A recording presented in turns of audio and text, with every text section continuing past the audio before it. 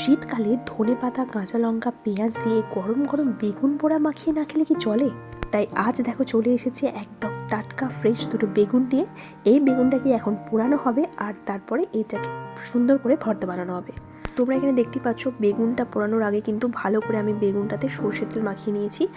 আর বেগুনটা এখন পোড়ানো হাফ হয়েও গেছে। তো তোমরা দেখতে পাচ্ছ একদিকটা কিন্তু বেশ ভালো মতো পুড়ে গেছে। এবার আমি উল্টে দিলাম অন্য দিকটাও যাতে ভালো করে পুড়ে যায়।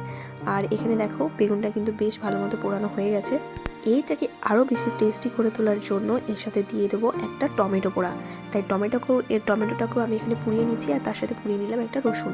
আর এখন জলদি জলদি বেগুনের গা থেকে ছাল চামড়াগুলো সব ছাড়িয়ে নিচ্ছি, ভালো করে ক্লিন করে নিলাম। এবার টমেটোটাও তাই ভালো করে খোসাটা ছাড়িয়ে ফেলে দেবো। আর তোমাদের কার বেগুনের এই ভর্তাটা খেতে ভালো লাগে অবশ্যই কিন্তু কমেন্ট করে জানাতে পারো।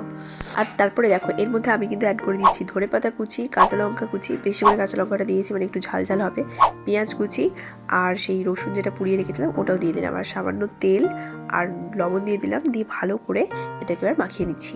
শীতকালে কিন্তু এই বেগুনের ভর্তাটা খেতে দারুণ ভালো লাগে। আর আমার কিন্তু আবার বেগুনে অ্যালার্জি আছে, তারপরেও আমি কিন্তু খাই।